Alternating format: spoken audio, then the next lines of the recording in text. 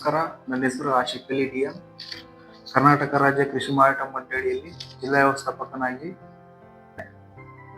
ಈ ಒಂದು ವಿಡಿಯೋದ ಮುಖ್ಯ ಉದ್ದೇಶ ಏನಪ್ಪಾ ಅಂತ ಹೇಳಿದ್ರೆ, ಕರ್ನಾಟಕ ರಾಜ್ಯ ಸರ್ಕಾರವು ಕನಿಷ್ಠ ಬೆಂಬಲ ಬೆಲೆ ಯೋಜನೆ ಭತ್ತ, ರಾಗಿ, ಜೋಳ ಖರೀದಿಯನ್ನು ಪ್ರಾರಂಭಿಸಿರುತ್ತೆ. ಮೊದಲನೇದಾಗಿ ರೈತರಿಗೆ ಏನಿದು ಕನಿಷ್ಠ ಬೆಂಬಲ ಬೆಲೆ ಯೋಜನೆ ಮುಖ್ಯ ಉದ್ದೇಶ ಏನಪ್ಪಾ ಅಂತ ಹೇಳಿದ್ರೆ, ರೈತರು ಬೆಳೆದಂತಹ ಬೆಳೆಗೆ ಒಂದು ಕನಿಷ್ಠ ಬೆಲೆ, ಅವರು ಏನು ಒಂದು ಕಷ್ಟಪಟ್ಟು ಬೆಳೀತಾರೋ ಅದಕ್ಕೆ ಒಂದು ನಿಗದಿ ಮಾಡ್ತದೆ. ಭಾರತ ಸರ್ಕಾರವು ಆ ಒಂದು ಬೆಲೆಯನ್ನು ನಿಗದಿ ಮಾಡುತ್ತೆ. ಆ ಒಂದು ಬೆಲೆ ನಿಗದಿ ಮಾಡಕ್ಕೆ ಕೃಷಿ ವೆಚ್ಚ ಮತ್ತು ಬೆಲೆಗಳ ಆಯೋಗ, ಇದು ಭಾರತ ಸರ್ಕಾರದ ಕೃಷಿ ಮತ್ತು ರೈತರ ಕಲ್ಯಾಣ ಸಚಿವಾಲಯದ ಅಡಿಯಲ್ಲಿ ಬರುತ್ತೆ. ಇದು ಪ್ರತಿ ಮುಂಗಾರಿನಲ್ಲಿ ಒಂದು 14 ಮುಂಗಾರು ಬೆಳೆಗಳಿಗೆ, ಒಂದು 4 ಹಿಂಗಾರು ಬೆಳೆಗಳಿಗೆ ಘೋಷಣೆಗಳನ್ನು ಮಾಡುತ್ತೆ. ಹೀಗಾಗಿ ರೈತರಿಗೆ ನೆರವು ಒದಗಿಸುವುದು. ಎರಡನೇದು ಉತ್ಪಾದನೆ ಹೆಚ್ಚಿಸುವುದು. ಮೂರನೇದು ಬೆಳೆಗಳಲ್ಲಿ ವೈವಿಧ್ಯೀಕರಣ.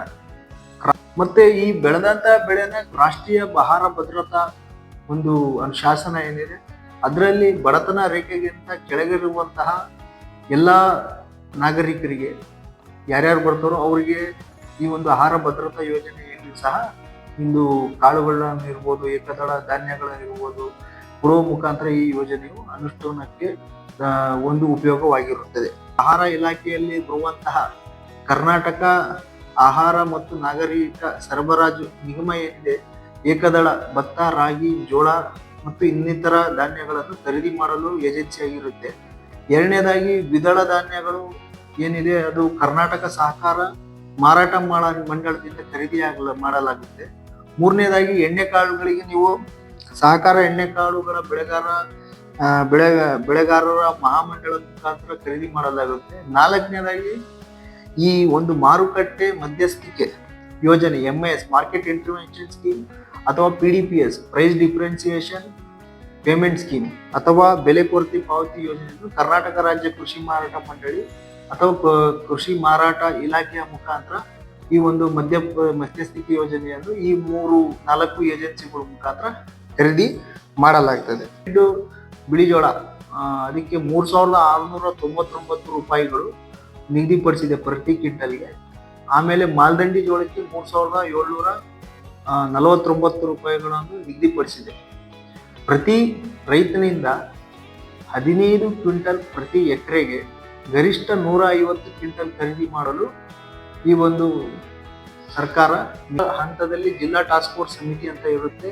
ಇದರಲ್ಲಿ ಜಿಲ್ಲಾಧಿಕಾರಿಗಳು ಟಾಸ್ಕ್ ಫೋರ್ಸ್ ಸಮಿತಿಯ ಅಧ್ಯಕ್ಷರಾಗಿರ್ತಾರೆ. ಆಹಾರ ಮತ್ತು ನಾಗರಿಕ ಸರಬರಾಜು ಇಲಾಖೆಯ ಉಪನಿರ್ದೇಶಕರು, ಸದಸ್ಯ ಕಾರ್ಯದರ್ಶಿಗಳಿರ್ತಾರೆ. ಮಾರುಕಟ್ಟೆ ಇಲಾಖೆ ಉಪನಿರ್ದೇಶಕರು, ಕೃಷಿ ಇಲಾಖೆ, ಮಾಪನಶಾಸ್ತ್ರ ಇಲಾಖೆ ಹಾಗೂ ಪ್ರಾದೇಶಿಕ ವ್ಯವಸ್ಥಾಪಕರು, ಉಗ್ರಾಣ ನಿಗಮ ಮತ್ತು ಏಜೆನ್ಸಿಯ ಒಂದು ಜಿಲ್ಲಾ ವ್ಯವಸ್ಥಾಪಕರು ಇದರಲ್ಲಿ ಸದಸ್ಯರಿರ್ತಾರೆ. ಈ ಸದಸ್ಯರು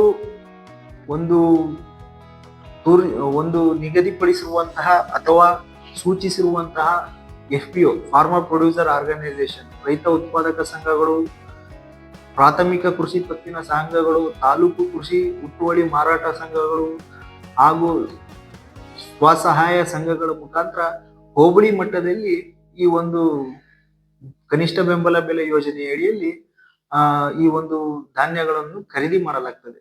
ಈಗ ಡಿಸೆಂಬರ್ ರಿಂದ ಹಿಡಿದು ಮಾರ್ಚ್ ತನಕ, ಅಂದ್ರೆ ಈ 2025 ಮತ್ತೆ 26 ಮಾರ್ಚ್ ತನಕ ನೋಂದಣಿ ಇರುತ್ತೆ. ಕರ್ನಾಟಕ ಸರ್ಕಾರವು ರಾಜ್ಯಾದ್ಯಂತ ಒಂದು 88,000 ಮೆಟ್ರಿಕ್ ಟನ್ ಬಿಳಿ ಜೋಳವನ್ನು ಮುಂಗಾರಲ್ಲಿ ಹಾಗೂ ಉಳಿದಂತಹ 1,12,000 ಮೆಟ್ರಿಕ್ ಟನ್ ಹಿಂಗಾರು ಬಿಳಿ ಜೋಳವನ್ನು ಖರೀದಿ ಮಾಡಲು ಒಂದೇ ಆದೇಶ ಮಾಡಿರುತ್ತೆ. ಅಂದ್ರೆ 3 ಲಕ್ಷ ಮೆಟ್ರಿಕ್ ಟನ್ ಬಿಳಿ ಜೋಳ ಖರೀದಿ ಮಾಡಬೇಕು ಅಂತೇಳಿ ಸರ್ಕಾರ ಆದೇಶ ಮಾಡಿದೆ. ಅದು ನೀವು ಖುದ್ದಾಗಿ ಅದೇ ರೈತರು ಬಂದು ಬಯೋಮೆಟ್ರಿಕ್ ಮುಖಾಂತರ ನೋಂದಣಿ ಮಾಡ್ತಾರೆ. ನಿಮಗೆ ಪ್ರತಿ ಎಕರೆಗೆ 15 ಕ್ವಿಂಟಲ್ ಇರುತ್ತೆ. ನಿಮ್ದು 10 ಎಕರೆ ಇತ್ತಂದ್ರೆ 150 ಕ್ವಿಂಟಲ್ ಜೋಳ ನೋಂದಣಿ ಆಗ್ತದೆ. ನೀವು ಖರೀದಿ ಕೇಂದ್ರಕ್ಕೆ ನೋಂದಣಿ ಮಾಡಲು ಬರ್ಬೇಕಾಗ ಒಂದು ಮುಖ್ಯ ಅಂಶಗಳನ್ನ ಕನ್ಸಿಡರ್ ಮಾಡಬೇಕು. ಮೊದಲನೇದಾಗಿ ತಮ್ಮ ಒಂದು fruit I D, farmer registration unique identification number ಏನಿದೆ, ಇದು ಕೃಷಿ ಇಲಾಖೆಯಿಂದ ಕೊಟ್ಟಿರ್ತಾರೆ. ಇದನ್ನು ನೀವು ಪಡ್ಕೋಬೇಕಾಗುತ್ತೆ. ಇದು ಪಡ್ಕೊಂಡಾದ್ಮೇಲೆ ನೀವು ಬೆಳೆ ಸಮೀಕ್ಷೆ ಮಾಡಬೇಕಾಗುತ್ತೆ. ಇದರಲ್ಲಿ ತಮ್ಮ ಒಂದು ಬ್ಯಾಂಕ್ನ ಮಾಹಿತಿ, ತಮ್ಮ ಒಂದು ಸ್ವಂತ ಮಾಹಿತಿಯನ್ನು ಮ್ಯಾಪ್ ಮಾಡಲಾಗಿರುತ್ತದೆ. ಆ ಒಂದು FID ಯಲ್ಲಿ ತಾವು ತಮ್ಮ ಆಧಾರ್ ನಂಬರ್ ಅನ್ನು ನೀವು ಸೀಡ್ ಮಾಡಬೇಕಾಗುತ್ತೆ. ಆಧಾರ್ ಲಿಂಕ್ ಮಾಡಿದಾದ್ಮೇಲೆ ತಮ್ಮ ಅಕೌಂಟ್ ಅನ್ನು ಸಹ ಅದರಲ್ಲಿ ಅಪ್ಡೇಟ್ ಮಾಡಬೇಕಾಗುತ್ತೆ. ಅಪ್ಡೇಟ್ ಮಾಡಲು ನ್ಯಾಷನಲ್ ಪೇಮೆಂಟ್ ಕಾರ್ಪೊರೇಷನ್ ಲಿಮಿಟೆಡ್ ಇಂದ ತಾವು ಏನೋ ಒಂದು ಅದನ್ನ ಲಿಂಕ್ ಮಾಡಿದಾಗ ತಮಗೆ ನೇರ ಹಣ ನಗದು ಪಾವತಿಯಾಗಲು ಒಂದು ಅನುಕೂಲ ಆಗುತ್ತೆ. ಇದು ನೀವು ನೋಂದಣಿ ಮಾಡ್ಬೇಕಾದ್ರೆ ಗಮನಿಸಬೇಕಾಗುತ್ತೆ. ನೀವು ಖರೀದಿ ಕೇಂದ್ರಕ್ಕೆ ಬರ್ತೀರಾ, ನೋಂದಣಿ ಮಾಡಿರ್ತೀರಾ. ನೋಂದಣಿ ಮಾಡಿದ ಮೇಲೆ ನಿಮಗೆ ಒಂದು ಅಕ್ನಾಲೆಜ್ಮೆಂಟ್ ಕೊಡ್ತಾರೆ, ಫಾರ್ಮರ್ ರಿಜಿಸ್ಟ್ರೇಷನ್ ಅಕ್ನಾಲೆಜ್ಮೆಂಟ್. ಅದರಲ್ಲಿ ತಮ್ಮ ಹೆಸರು, ತಮ್ಮ FID, ಎಷ್ಟು ಎಕರೆ ಇದೆ, ಎಷ್ಟು ಕ್ವಿಂಟಲ್ ಇದೆ, ಯಾವ ದಿನ ತಂದು ತಾವು ಖರೀದಿ ಕೇಂದ್ರಕ್ಕೆ ದಾಸ್ತಾನು ತರಬೇಕಂತೇಳಿ ಇನ್ನಿತರ ಮಾಹಿತಿಗಳನ್ನ ಆ ಒಂದು ಖರೀದಿ ಅಧಿಕಾರಿ ಕೊಟ್ಟಿರ್ತಾರೆ.